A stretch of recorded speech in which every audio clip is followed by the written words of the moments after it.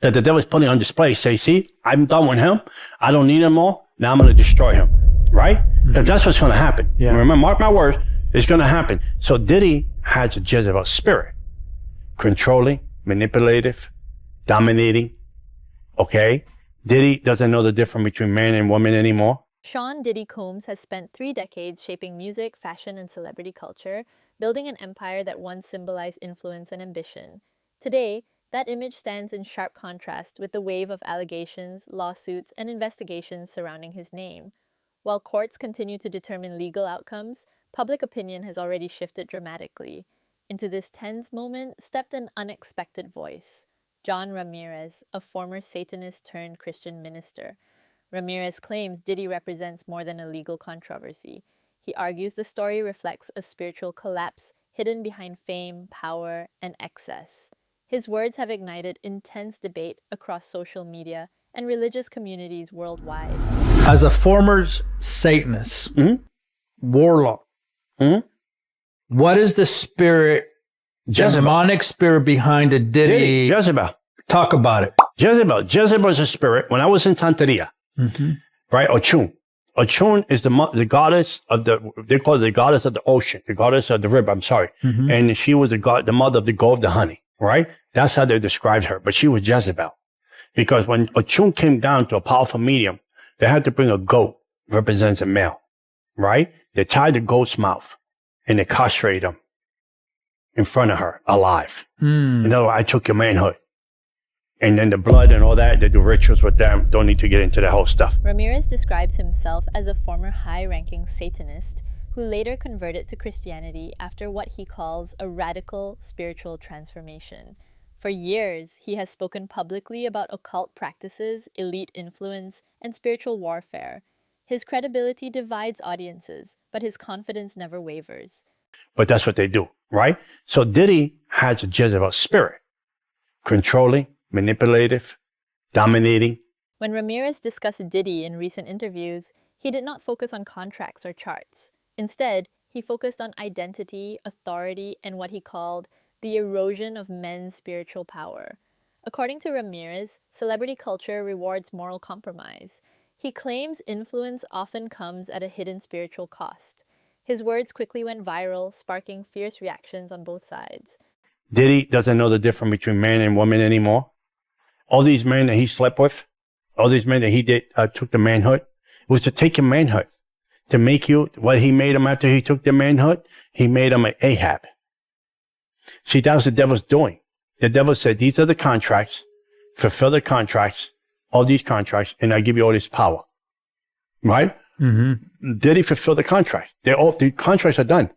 Ramirez argues that men connected to powerful figures often lose confidence, identity, and emotional authority. He describes this as spiritual extraction, not physical harm. The devil tagged you to say, I own you, ownership. Okay? He has ownership. All these other actors and movie stars that he took your manhood. The freak off party, it's not a party. It is transfers of spirits. In his view, repeated moral compromise weakens a person's inner foundation. Ramirez insists he's not accusing Diddy of performing rituals or directing spiritual ceremonies. Instead, he frames the lifestyle itself as spiritually destructive. So you open your body to the drugs that's going on there. We saturate your body to open your body to put demonic spirits in your body because the next person... Fame, he says, can become a silent agreement with darkness. He describes this agreement as a contract that eventually collapses. When it does, public disgrace follows, leaving broken reputations and confused followers. That's what the Bible says. Sex outside of marriage is a sin. Why is it a sin? Because of two reasons. It brings premature death. Not spiritually, physically, if you catch AIDS or you catch a disease, it brings premature death. Right? And the other one is transfer spirits in you, all kind of spirits. If that person was a whoremonger and slept with people that had bipolar, slept with people that were depressed, oppression, drug addiction, those spirits now I own part of that. Timeshares. Spiritual timeshares. Wow. I own some of those spirits. Wow. So in the freak-off parties, that's what they did. Supporters of Ramirez say his message resonates because many celebrities eventually fall from grace. They point to repeated scandals across entertainment history as evidence of hidden decay. So now the devil said, the contracts are over. I don't have any more contract for you. That's why you see Cardi B. Yeah. She's freaking out. She's catching meltdown. Katy Perry, meltdown, makeup, meltdowns. I don't want to do this anymore because the pressure's on for new contracts. They believe power attracts exploitation. They believe success without accountability breeds destruction. Ramirez positions himself as a warning voice, not a judge. He says his goal is not to condemn individuals, but to expose spiritual consequences. Critics, however, argue his language fuels conspiracy thinking. They warn that spiritual framing can distract from real legal accountability. For them, evidence must remain grounded in facts, not faith-based interpretation. The public response to Ramirez's statements has been explosive. Some praise his courage for speaking about spiritual topics in mainstream culture. Others accuse him of exploiting celebrity scandals for attention. Social media platforms filled with debates, reaction videos, and commentary. Religious communities shared clips as warnings. Pop culture forums dismissed them as exaggeration. Meanwhile, Diddy's name continued trending across platforms. The collision between faith and fame created a narrative too dramatic for audiences to ignore. It demonstrated how deeply people crave meaning when idols fall. Not recorded because you have something on somebody. No, you have a contract on that person now. In other words, if you don't continue to do what I want you to do, and then I have leverage over you to expose you and to end your career. Wow. It's a demonic system into what was handed over to P. Diddy. One person cannot accomplish that in his own strength and his own doing. You need the devil and demons involved to get that done. What makes this moment particularly powerful is how it blends two realities. One is legal, measurable, and slow. The other is emotional, symbolic, and immediate. Court cases operate through documents and testimonies. Public opinion operates through feelings and belief. Ramirez speaks to that emotional layer. He speaks to those who believe fame reflects inner truth. Whether viewers agree or not, his words reveal how celebrity culture has become a moral mirror. People no longer see stars as entertainers alone. They see them as symbols of success, corruption, or redemption. Diddy's story, regardless of final legal outcomes, already represents a turning point in celebrity accountability. Fans once celebrated wealth and influence without questioning behavior. That era appears to be ending. Today, power invites suspicion. Silence invites investigation. Influence demands responsibility. Ramirez's spiritual framing amplifies that shift. He argues the contract is over not because of courts, but because public conscience has awakened. In his view, men must reclaim integrity rather than ambition. His message targets followers as much as celebrities. Critics counter that spiritual warnings should never replace evidence.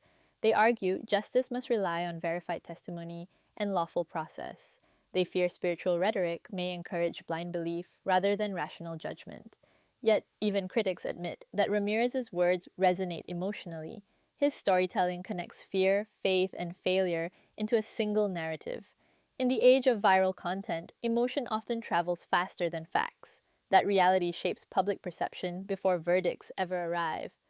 Diddy's case demonstrates how quickly reputation can collapse under cultural pressure. Ultimately, this story is not only about Diddy or Ramirez, it is about how society interprets power.